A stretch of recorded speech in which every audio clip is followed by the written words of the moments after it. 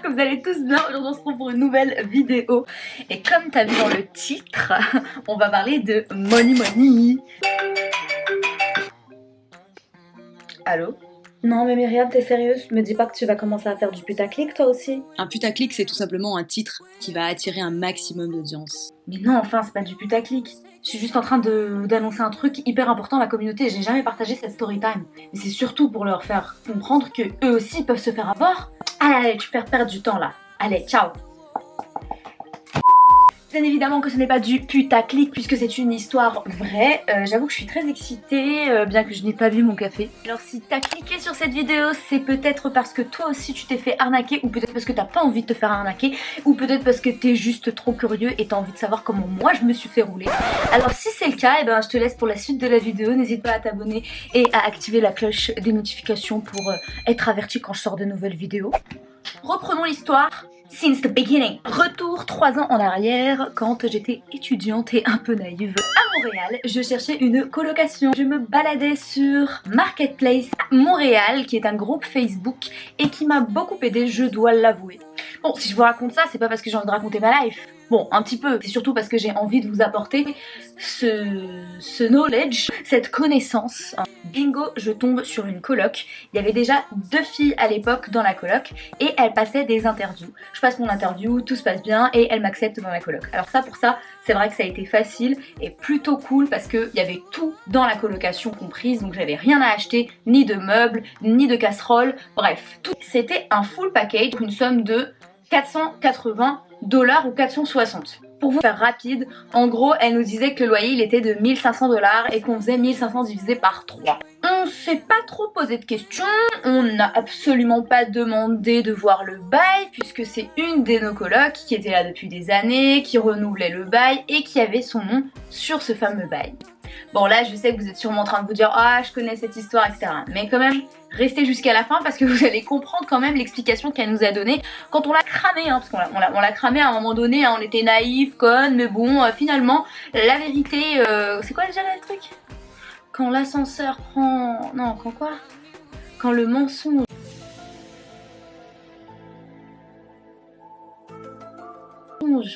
prend l'ascenseur, la vérité prend l'escalier. C'est ça ou pas? Dites-moi dans les commentaires. Ce qu'il faut savoir au Québec, c'est que chaque année, il peut y avoir un petit pourcentage d'augmentation du loyer. Pour des charges, pour une réparation de l'immeuble, c'est toujours justifié. Et en fait, eh ben, chaque année, elle se permettait d'augmenter un peu le loyer. Au bout d'un moment, donc à partir de la 2e année et demie, on m'a dit mais pourquoi il augmente encore? Il a rien fait comme travaux dans l'appart, donc est-ce que tu as une explication? Et là, faut savoir que la personne, elle a commencé à se décomposer. Et c'est là qu'en fait, tout s'est arrêté. Elle a été jusqu'à faire des faux justifs de telle augmentation. Donc elle a écrit, elle a inventé carrément son script. Mais quand on lui a reposé la question, parce qu'il y avait encore des calculs qui n'étaient pas trop clairs, les calculs sont pas bons, Kevin. Et là, elle a commencé en fait à paniquer et elle a sorti les grands mots. Du style, je suis unique sur le bail, donc vous n'avez pas ce genre de questions à me poser. Je vais être très claire, je ne vous montrerai pas le bail. C'est là qu'en fait, on a compris le bail. Je sais pas si t'as capté le jeu de mots, mais je suis pas très bon aujourd'hui. Hein.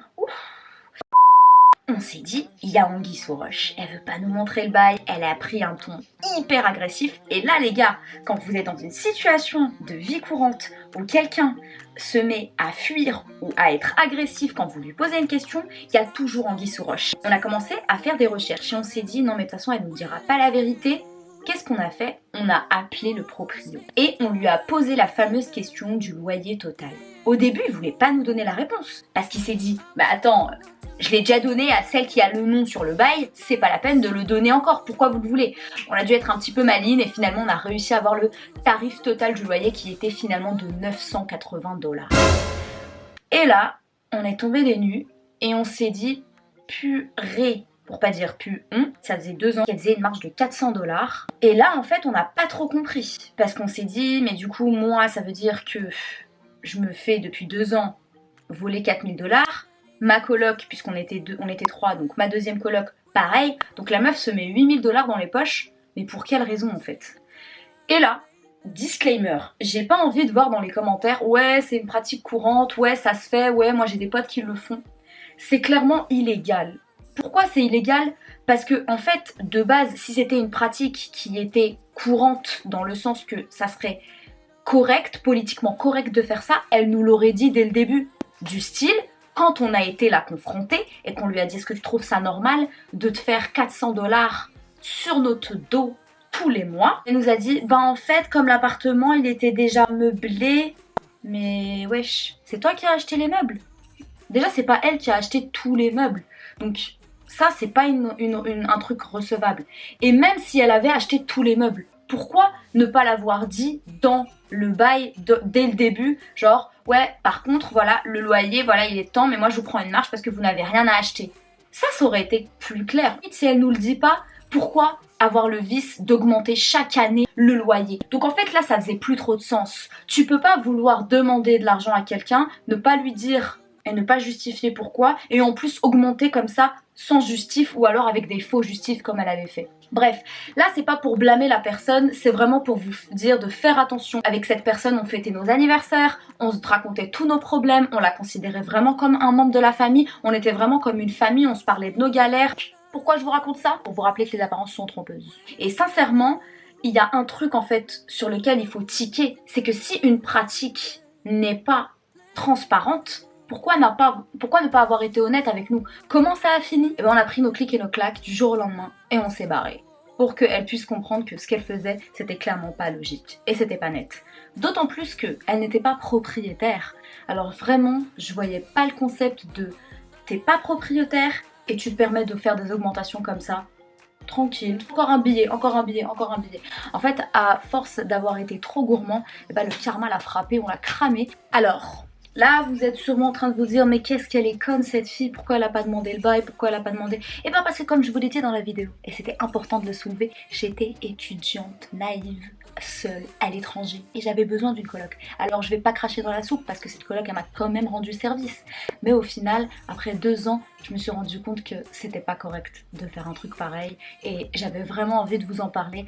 Alors mesdames et messieurs, étudiants et étudiantes, si vous louez ou que vous faites de la coloc ou que vous allez louer un bail ou que vous êtes dans ce cas de figure, assurez-vous de regarder les papiers, assurez-vous de vérifier les prix des loyers, les montants des charges. Ne vous faites pas avoir et ne vous faites pas arnaquer. Voilà, c'est tout pour moi, j'espère que la vidéo vous aura plu. N'hésitez pas à vous abonner, liker, commenter, partager et surtout partager parce que c'est un truc à mon avis qu'il faut qu'on sache. Et puis on se dit à la semaine prochaine. Bye!